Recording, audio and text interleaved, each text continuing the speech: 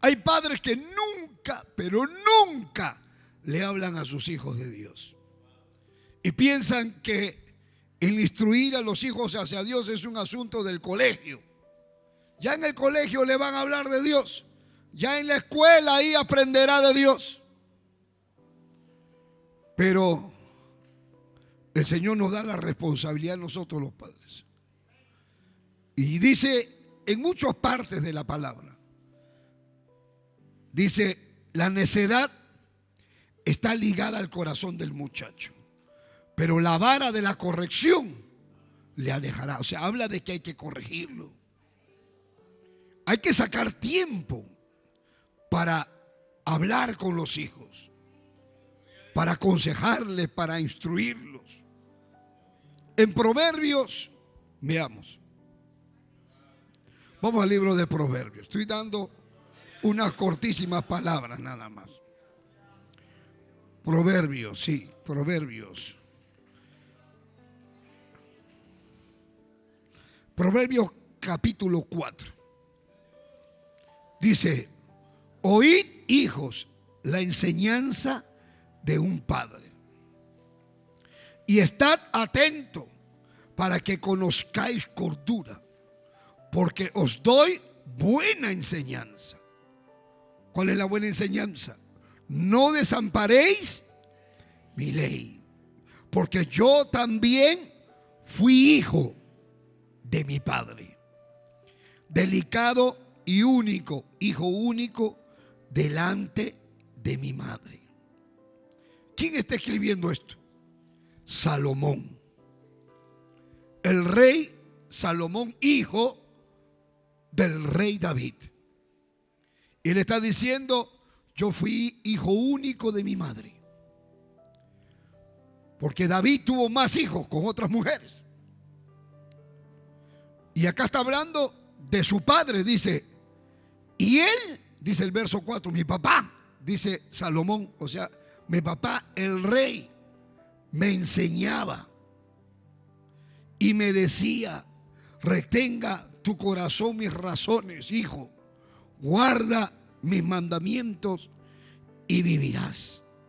Adquiere sabiduría, adquiere inteligencia, no te olvides ni te apartes de las razones de mi boca.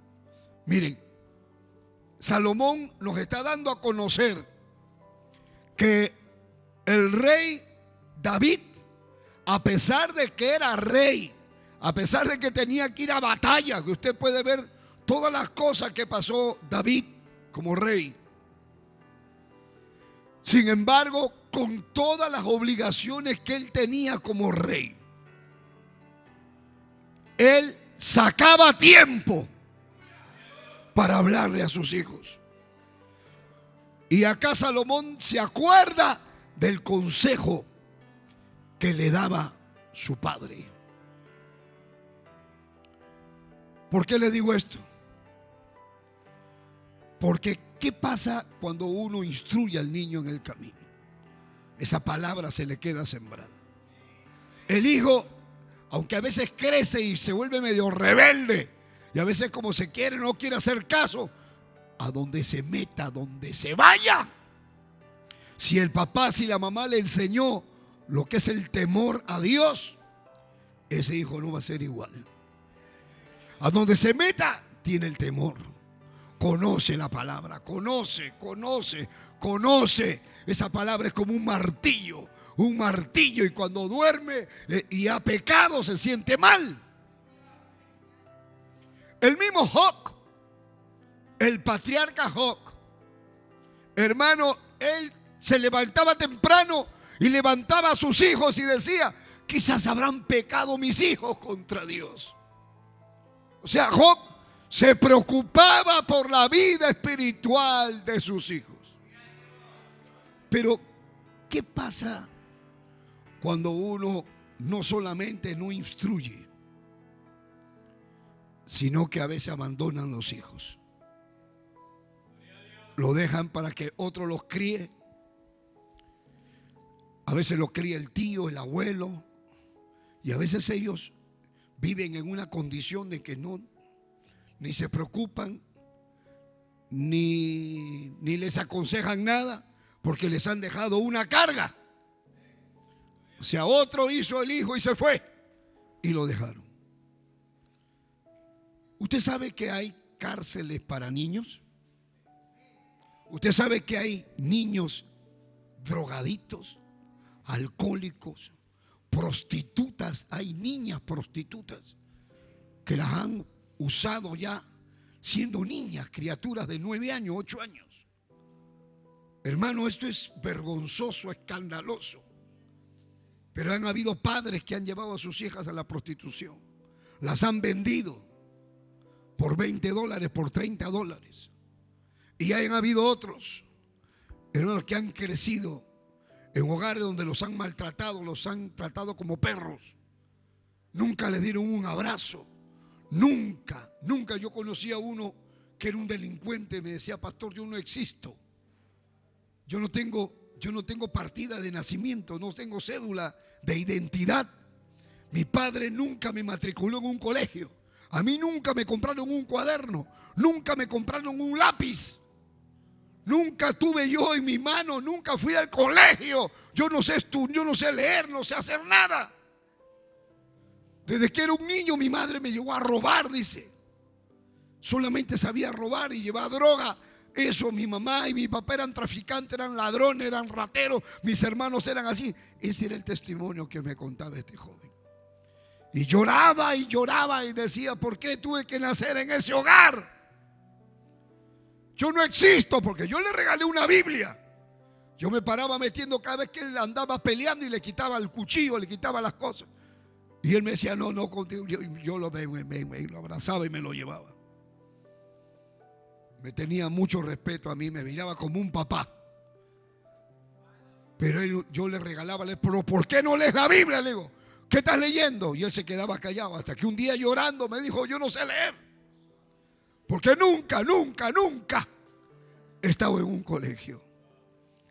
Había otro niño que estuvo en una cárcel de niños y me decía: yo odiaba a la gente, odiaba ver familias.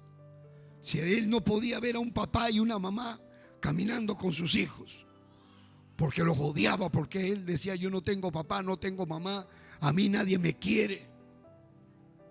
Y me dijo un día, para que usted se haga una idea, él me dijo: pastor, un día me internaron y él estaba en una cárcel de adolescentes. Allá en el Perú le llaman el pericultorio. Cárcel para adolescentes desde los 13, 14 años, ya 12, 13 los meten a ese lugar.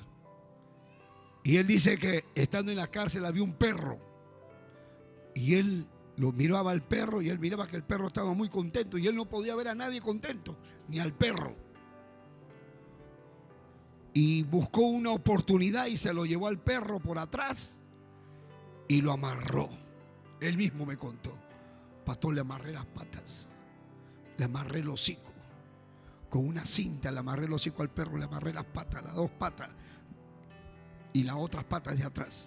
Y una vez que lo tenía amarrado, rompí una botella y le comencé a meter la botella rota dentro del perro. Y lloraba y decía: ay, y cuando lo veía el perro que sangraba, yo le digo: ¿por qué hiciste eso?